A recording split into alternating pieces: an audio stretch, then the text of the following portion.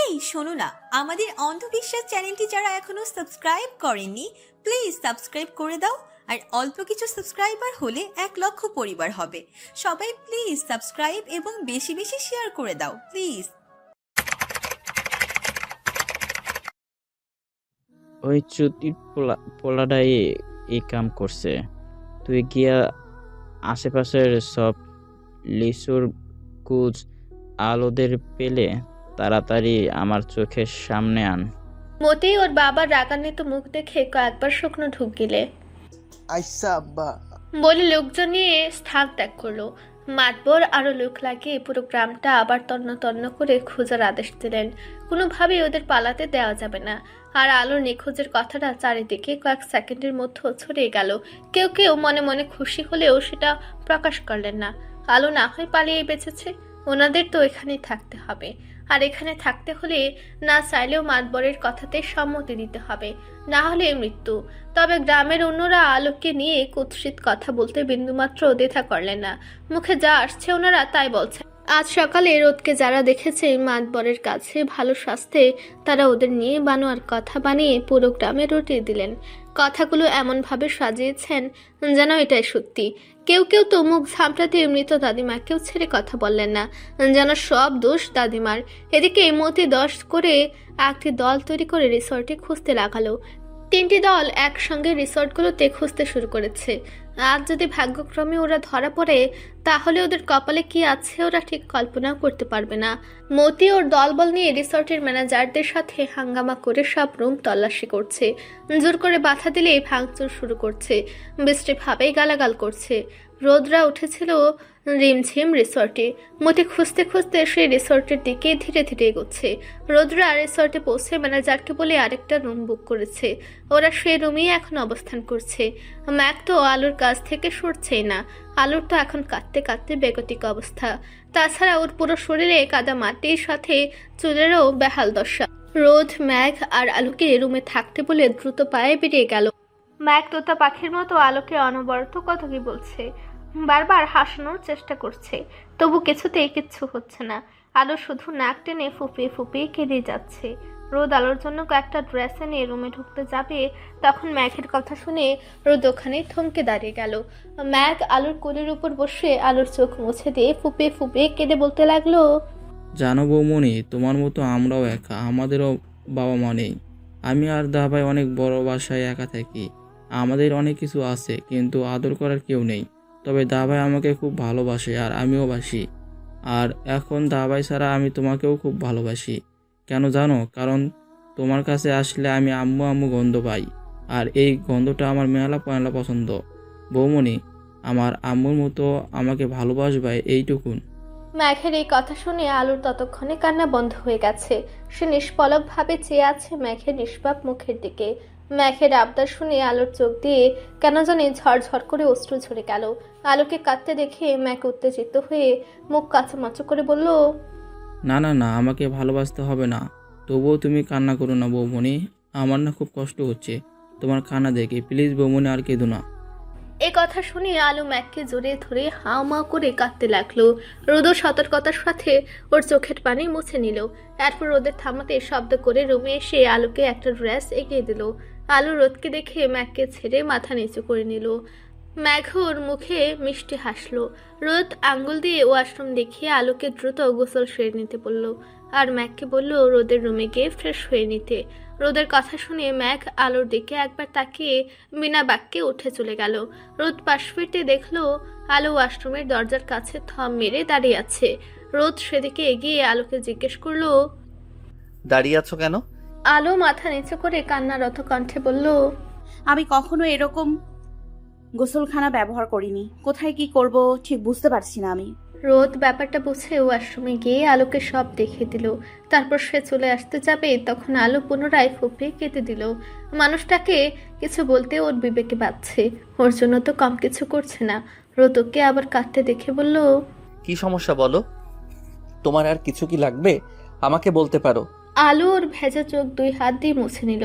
তারপর ঢোক গিলে জিব্বা দিয়ে একবার ঠোঁট ভিজিয়ে বলল, আসলে আমার চুলে কাদামাটিতে একাকার অবস্থা। আর আমি একা কখনো আমার চুল পরিষ্কার করিনি। দাদিমা সব করে দিত। পুকুর হলে পারতাম, কিন্তু এখানে একা কি করে কি করব। আলোর কথা শুনে রোদ ওকে আশ্বস্ত করতে মৃদু হেসে বলল, আচ্ছা আমি তোমাকে সাহায্য করছি, তুমি এখানে এসে দাঁড়াও। এই কথা বলে রোদ একটা সুইচ চেপে আলোকে শাওয়ারের নিচে দাঁড় করালো। তারপর ছেড়ে ছেড়ে পানিতে ধুয়ে যেতে লাগলো আলোর পুরো শরীর। রোদ এগিয়ে এসে ধীরে ধীরে আলোর চুলের কাদা ছুটাতে লাগলো। এঁটেল মাটির সহজেই ছুটছেও না। রোদ এই প্রথম কোনো মেয়ের চুল স্পর্শ করলো। এটাই ওর প্রথম অভিজ্ঞতা। এজন্য হয়তো ওর হাতটা মৃদুভাবে কাঁপছে। রোদ নিজেকে যথেষ্ট সামলিয়ে আলোর চুলের মাটি ছোটাতে ছোটাতে বিরস কণ্ঠে বলল, এত বড় চুল রাখার কি দরকার? একটু ছোট করলেই হয়, যেহেতু তুমি নিজে সামলাতে পারো না। রোদের কথা শুনে আলোর মুখটা আরো মলিন হয়ে গেল। সত্যি তো, একা সামলাতে না পারলে চুল কেটে ফেলাই শ্রেয়। এতদিন না হয় দাদিমা সব করে দিত, এখন তো আর দাদিমা নেই। কে বা চুল পরিষ্কার করে যত্ন করে তেল লাগিয়ে বেঁধে দিয়ে বলবে, হইল শান্তি? বাপ রে বাপ, আমার জানটা সজ্জা কইরা দিল, খালি চুল চুল আর চুল। দাদিমা এসব নিয়ে রাগারাগি করে একটু পরে আদর করে আর ডাকবে না। সবচেয়ে সুন্দর থামিটা ওর জন্য তুলে রাখবে না। ওর পছন্দের খাবার কেউ দিলে না খেয়ে ওকে এনে দিবে না। জ্বর আসলে ঝাল করে আর মুড়ি মাখিয়ে দিবে না। এসব করার মানুষটাই তো চিরতরে হারিয়ে গেল। কে বা করবে? এখন তো সে এতিম। আর বরাবরই চুল হচ্ছে আলোর দুর্বল পয়েন্ট। দাদিমার মতো করে সে কখনোই যত্ন করতে পারবে না। তাই হাতা চুলগুলো আর থাকবে না। যত্নে দিন দিন ঝরে পড়ে একেবারে নষ্ট হয়ে যাবে। তাছাড়া আপন মানুষগুলোই তো স্বার্থপরের মতো ওকে ছেড়ে চলে যাচ্ছে। আর চুল তো চুলে। এদিকে রোদ মুখে ওই কথাটা বললেও আলোর চুলে হাত দিয়ে বেশ অবাক হয়েছে। কারণ আলোর চুল যেমন ঘন তেমনই কুচকুচে কালো। রোদ নিজেই হাঁপিয়ে গেছে এত লম্বা চুলের কাদা ছোটাতে গিয়ে। কোনো রকম সে কাদা ধুয়ে আলোর চুলে শ্যাম্পু দিয়ে দিল।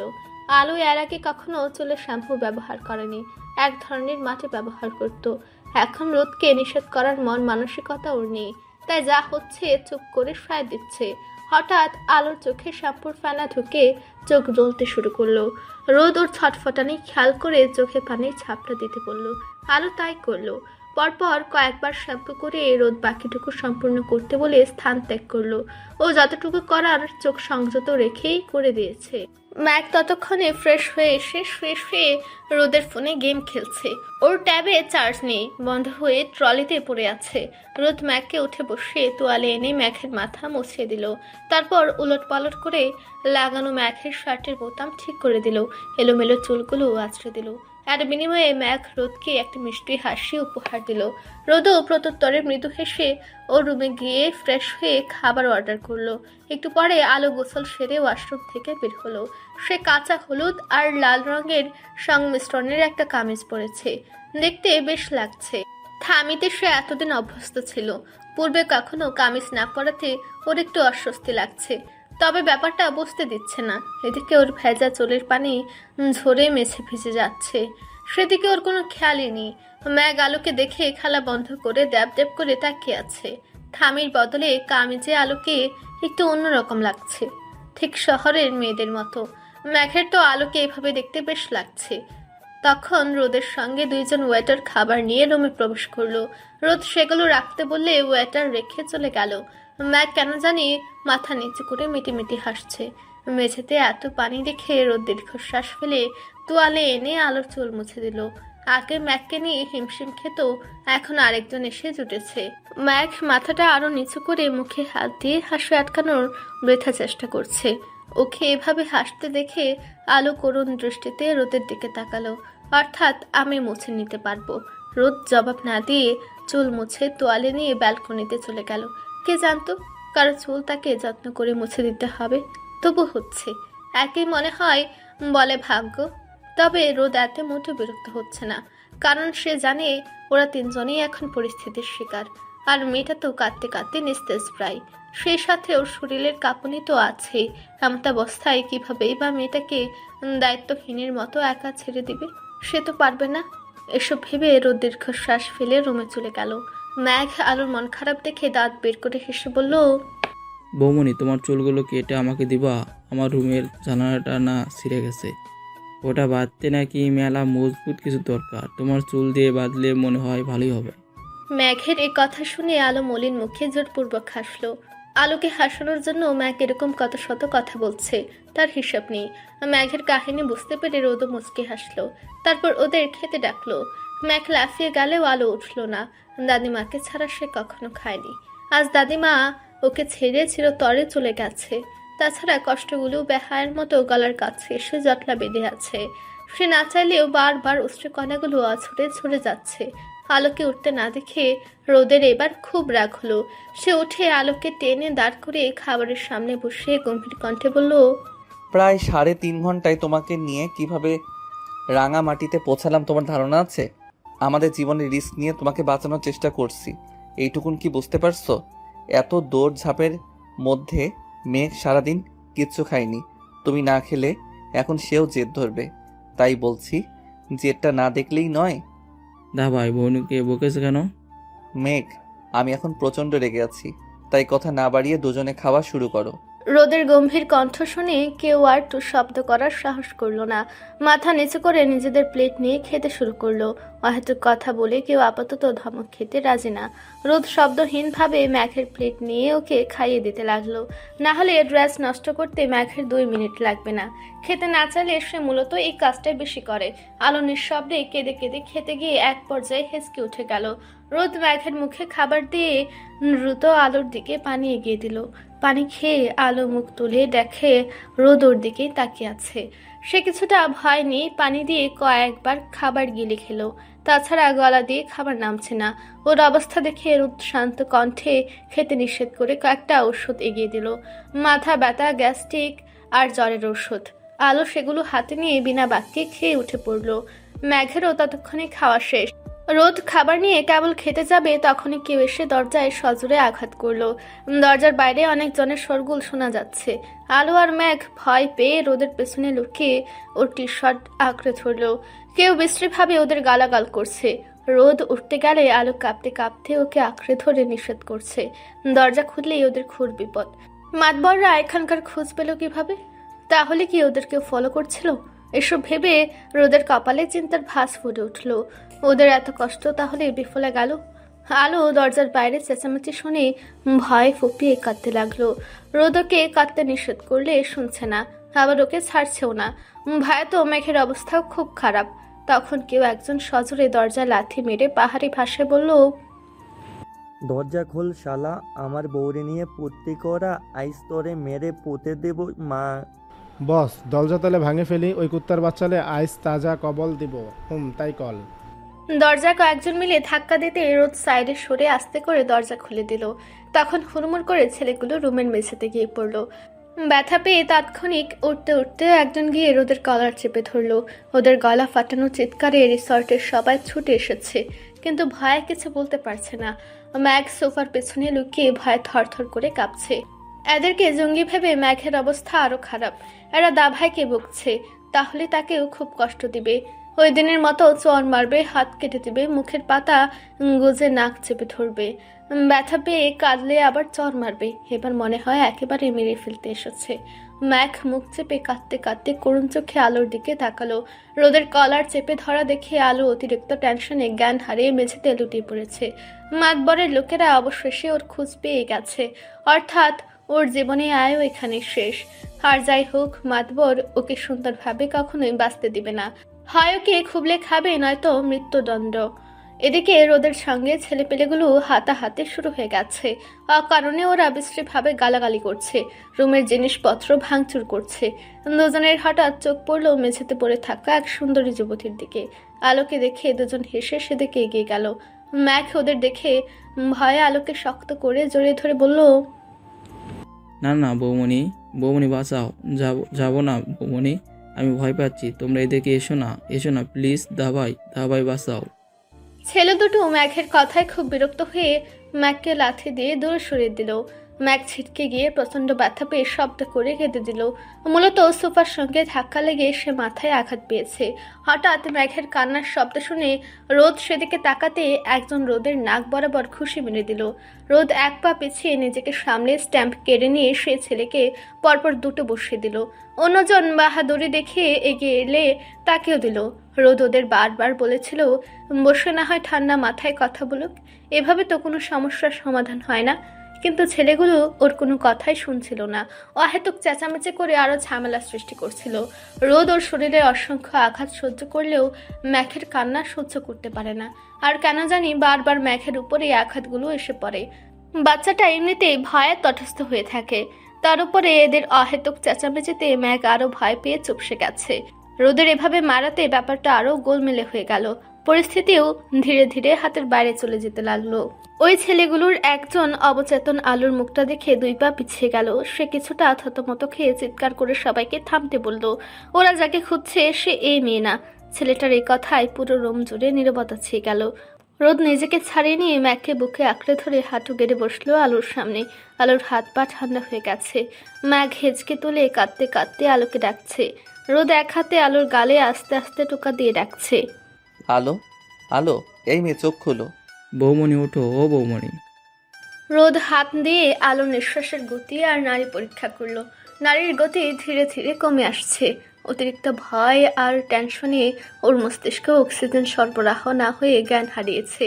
2 ভাইয়ের ব্যাকুলতা দেখে ছেলেগুলো একে অন্যের মুখ চাওয়াচাই করছে। ব্যাপারটা এমন হবে ওরাও ভাবেনি। তখন কয়েকজন পুলিশ এসে ছেলেগুলোকে আগে এক দফা মেরে পুরো ঘটনা শুনলো। ছেলেগুলো ব্যথরক মার খেয়ে চিৎকার করতে লাগলো। পুলিশ ডেকেছে রিসর্ট কর্তৃপক্ষ। তারা এটাও জানিয়েছে গত 2 দিন ধরে ছেলেগুলো যখন তখন রিসর্টে ঝামেলা করছে। রুমে রুমে ঢুকে পর্যটক সহ সবাইকে খুব হেনস্থা করায়, অযথা গালাগালি করছে। কারণে 2 জন ওয়েটারকে খুব মেরে আহত করেছে। এসব করার কারণে ছেলেগুলোর থেকে জানা গেল ওরা একটা মেয়েকে খুঁজতে এসেছে। সেই মেয়ে তার স্বামীকে ফেলে অন্যজনের সঙ্গে পালিয়েছে এবং এরা খবর পেয়েছে তারা এই রুমে আছে। মেয়েটা ওদের বসের বউ, তাই সবাই তাকে হন্য হয়ে খুঁজছে। আর মেয়েটাকে খুঁজে না পেলে ওদের কঠিন শাস্তি দেওয়া হবে। তাই খবর পেয়ে না দেখে এ রুমে আক্রমণ করেছে। মার খেয়ে ছেলেগুলো কাতরাতে কাতরাতে এসব জানালো। মুখ্য কথা, এখানে একটু ভুল বোঝাবুঝি হয়েছে। আর ভাগ্যক্রমে রোদ্রা এমন ঝামেলা থেকে বাঁচতে এখানে এসেছে, তাই ওরাও ভয় পেয়েছে। এসব শুনে ওদের কপাল চাপড়াতে ইচ্ছে করছে। না জানি ওদের আর কত ঝামেলায় পড়তে হয়। তবে ভুলেও সে ওদের সমস্যার কথা কাউকে বুঝতে দিল না। বিপদ এখনো কাটেনি। রোদ বিড়বিড় করে উঠে ওয়াশরুমে গেল পানি আনতে। সে যে এই মেয়ের আর কতবার জ্ঞান ফেরাবে আল্লাহ মালুম। রোদ পানি ছিটিয়ে মৃদু স্বরে ডেকে আলোর জ্ঞান ফেরালো। আলো চোখ খুলে ছেলেগুলোকে দেখে রোদের হাত আঁকড়ে ধরে শব্দ করে কেঁদে দিল। রোদ ওকে আলতো করে বাহু ডোরে জড়িয়ে কোনো মতে শান্ত করলো। যে ছেলেটা রোদের গায়ে হাত তুলেছে সে মার খেয়ে তখনও মেঝেতে পড়েছিল। পুলিশ দেখে সাহস পেয়ে ম্যাক স্ট্যাম্প তুলে সেই ছেলেকে পরপর 2টো বসিয়ে দিল।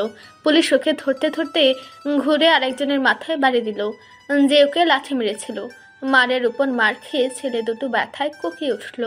একজন পুলিশ ম্যাককে কোলে তুলে নিয়ে কোনো মতে আটকালো। ম্যাক ওদের আরো মারার জন্য ওকে ছাড়তে বলে হাত পা ছোড়াছুড়ি করছে। পুলিশের থেকে নিজেকে ছাড়াতে না পেরে সে হাতের স্ট্যাম্পটাই ছুঁড়ে মারলো। সেটা গিয়ে পড়লো একজনের হাঁটুর উপর।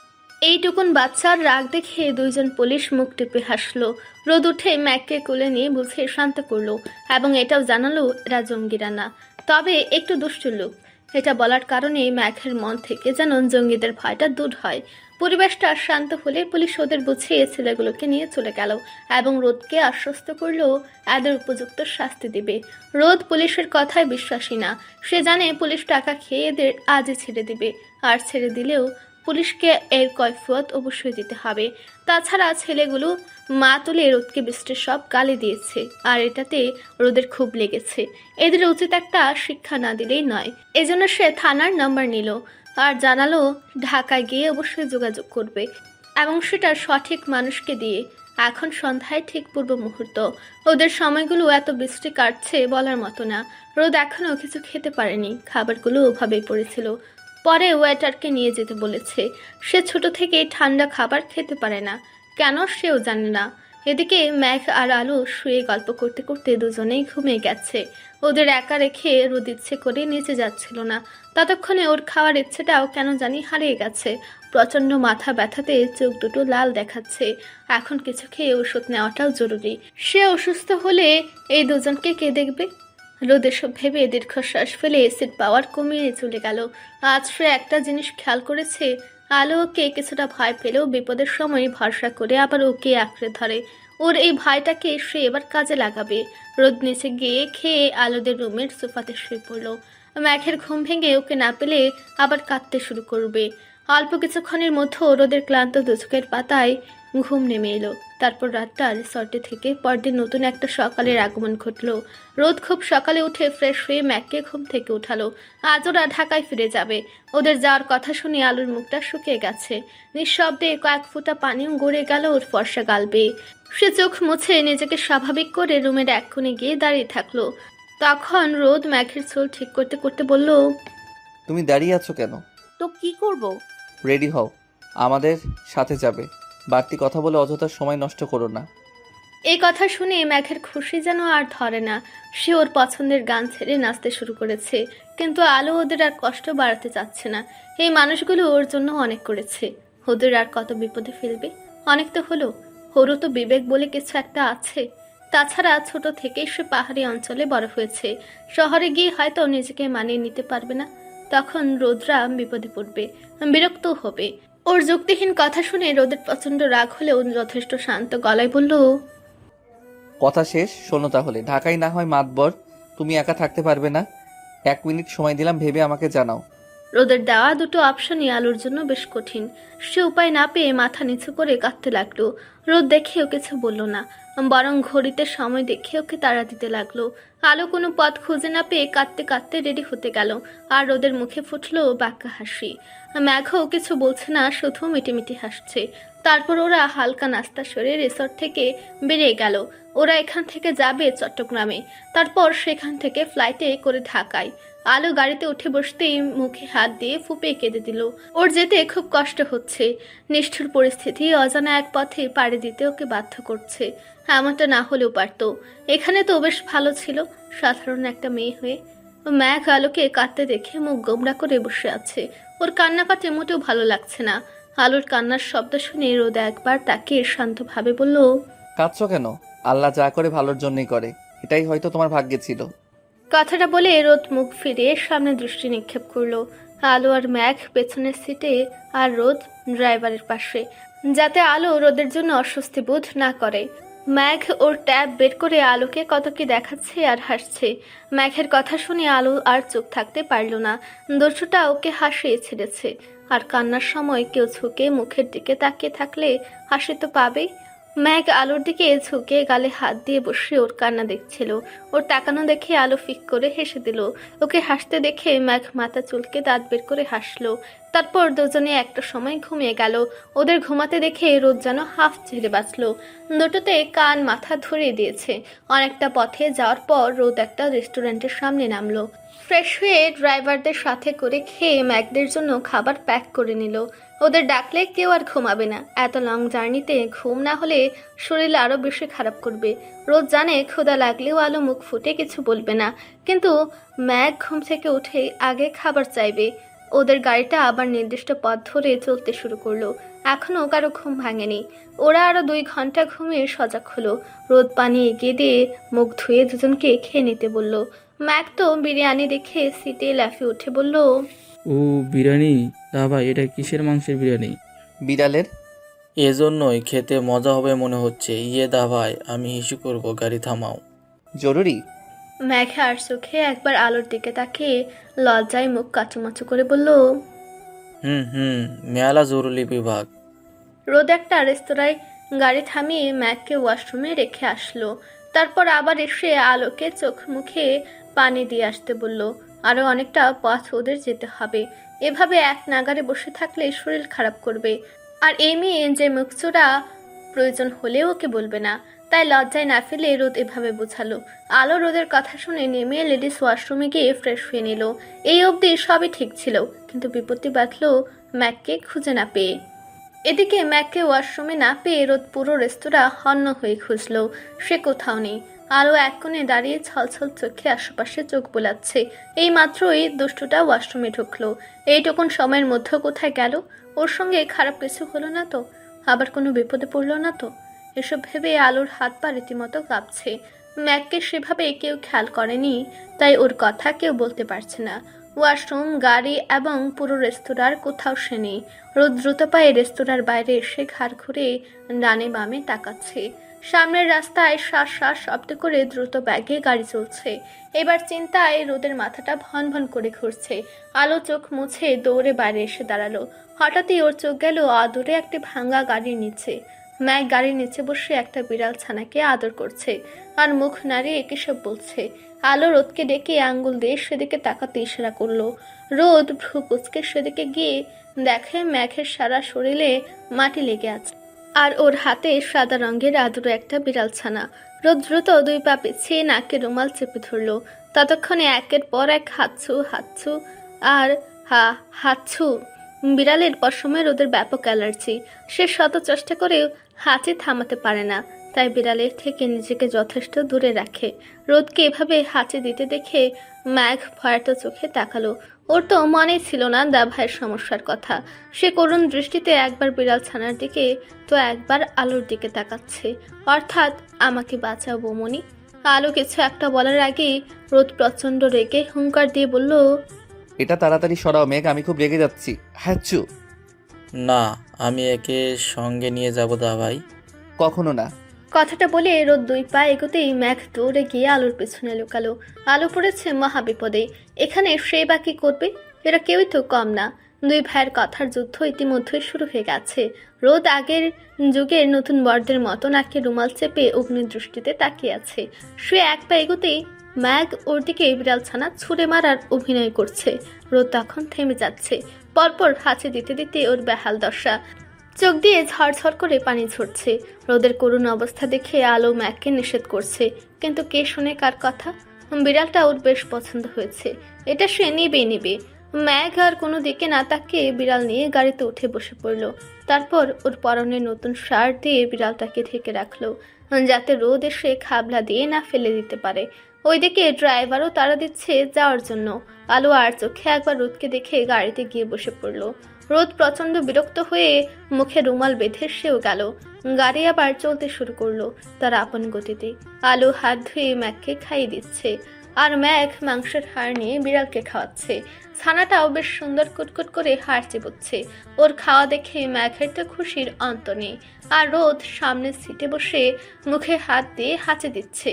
সে শুধু পারছে না ম্যাঘ সহ ওর বিড়ালটাকে তুলে আছাড় দিতে। রাস্তায় থেকে কুকুর ছানা, বিড়াল ছানা, ভেড়ার বাচ্চা তুলে আনা ম্যাঘের একটা বদ অভ্যাস। গত মাসে ভেড়ার বাচ্চা নেওয়ার জন্য সে কি কান্না। রোদ কোনো মতে ওকে বুঝিয়ে শান্ত করেছিল। একবার প্রতিবেশীর খরগোশ এনে বাসায় লুকিয়ে রেখেছিল, পরে এ নিয়ে কম অশান্তি হয়নি। সে নাকি খরগোশটা প্রথমে কিনে নিতে চেয়েছিল, কিন্তু ওই প্রতিবেশী ওকে দেয়নি, বরং খুব বকেছিল।